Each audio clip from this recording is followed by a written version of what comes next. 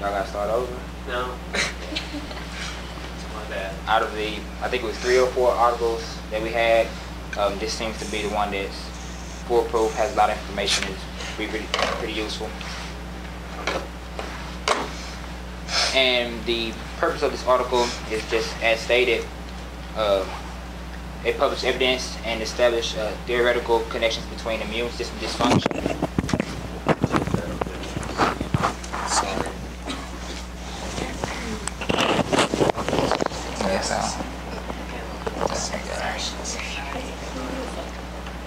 Sorry. Yes, it's published evidence on established theoretical connections between immune system dysfunction and schizophrenia, and review with the discussion of developments in the research for immunological targeted treatments. And basically what this article is going to discuss is just going to be a brief overview of the clinical consultation that is reviewed throughout the article.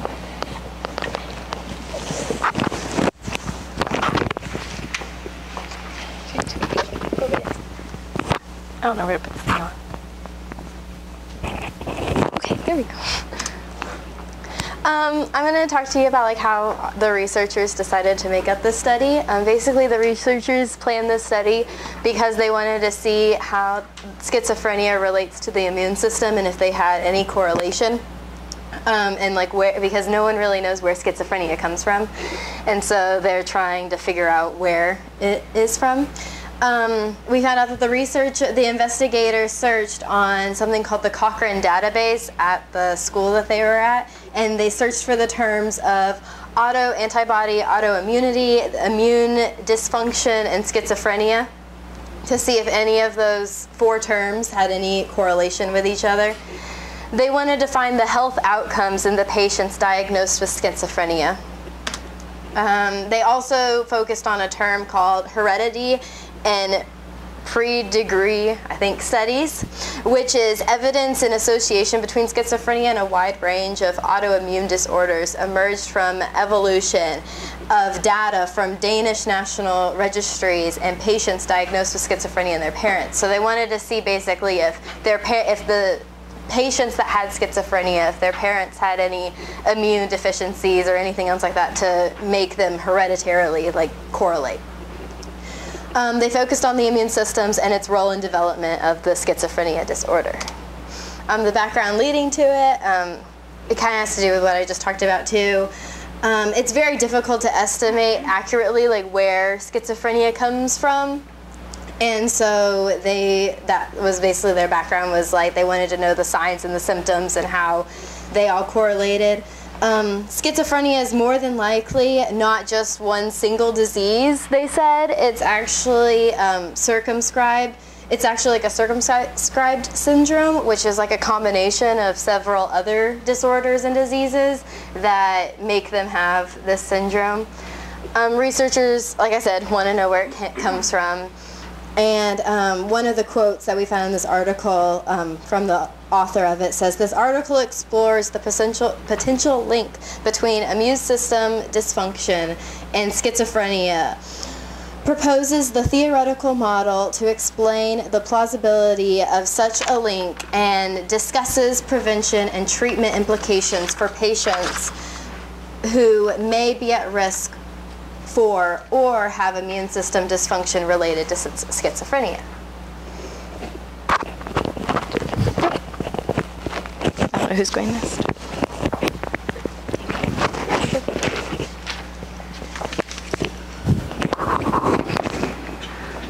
All right, the methodology used here, the authors Michelle Richard and Nancy Braun came together to do research on connections between established and theoretical articles between the immune system and schizophrenia. And so they did their literary review using the Cochrane databases, and then they searched Medline, PubMed, Embassy reviews, and typed in autoimmunity, immune dysfunction, autoantibody, and schizophrenia into the search bar. The items the articles they came across, they had to all be objective. Their patients had to be diagnosed with schizophrenia. And they included a study design and had to have an immunologic basis, meaning it had to be concerned with the structure and function of the immune system. And let's see. Yeah. And so together with this criteria, they found 118 articles that fit this description. The results in autoimmune disorders, according to the Danish National Registries, having an autoimmune disorder was associated in 45% increased risk for developing schizophrenia. And they found 9 autoimmune disorders were more prevalent along those diagnosed with compared to those were not. So patients who had schizophrenia,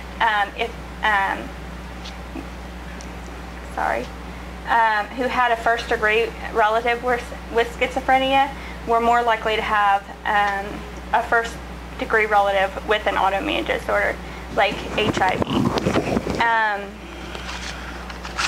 HIV was noted among U.S.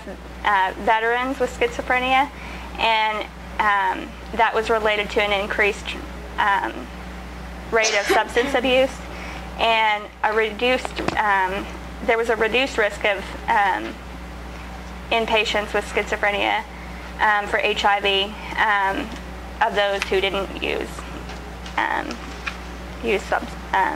drugs. Immunogenicity, the body is where the body recognizes pathogens as normal human molecules and develops antibodies. And then in utero, what increases risk is maternal infection, nutritional deficiencies, severe stress, obstetric and perinatal complications. And related to the in utero, the maternal infection, whenever the mother has influenza in the first trimester of pregnancy, there's a 7-fold increase. Also, whenever the fetus is exposed to genital and reproductive infections, there's a 5-fold higher increase, like the herpes simplex virus, which is genital herpes, of course, in maternal blood. Then there's also prenatal rubella exposure, and possible that in maternal infection, it's possible that maternal antibodies can cross the placenta and interact with the fetal brain. And cytokine alterations, also there can be altered cytokine levels, and that may contribute to the development of schizophrenia as well. So theoretically, the triggering could be related to in utero insult, childhood trauma or infection, psychological trauma in adolescence or adult, and treatment includes first and second generation antipsychotics mostly, and then also anti-cytokine agents are available.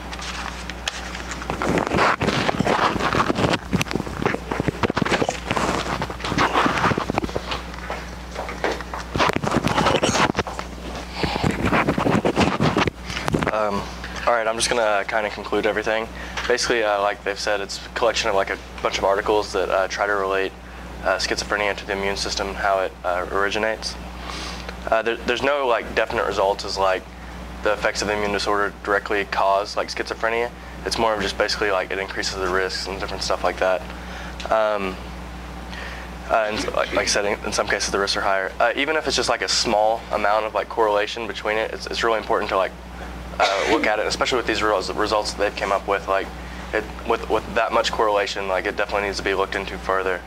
And even if you can just help 1 out of 10 patients, you're still helping people. So prevention, the end of the article kind of goes over the main ways you can prevent this stuff. caregiver education is basically just like making sure the system is educated, making sure the people that are like diagnosing this and treating this are like doing a good job, and make sure they're educated on the area. The general counseling for at-risk groups basically is back to what Ariel was talking about the history of people. Like if basically like someone's more at risk if they're like if there's like, I don't know how to say it, if it's more hereditary, like if there's a history in their family of schizophrenia and stuff like that. So basically just counseling those at-risk, more at-risk groups, and making sure they know how to prevent it. Women's health was a big issue. Making sure that the parents or the mothers, like during pregnancy, like they're really paying attention to their health, because that's where the majority of the results came back as a correlation between the immune system problems and schizophrenia.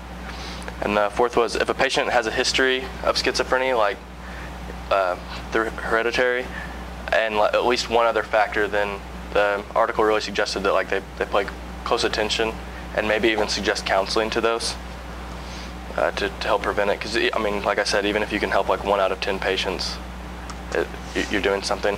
2 major collision points we kind of came up with as a group is like sin entered the world with Adam and Eve. That's just something we have to deal with now. Like there's sin all throughout the world, and this is more coming from a disease aspect, because I couldn't really find like anything directly related with schizophrenia, but just like diseases in the world ever since Adam and Eve sinned.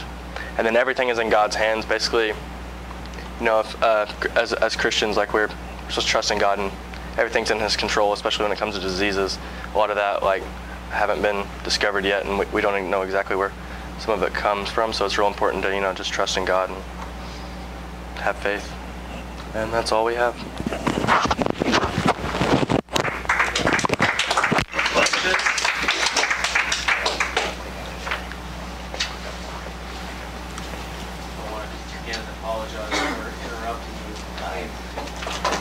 Set all this up and then forgot to turn it on the screen.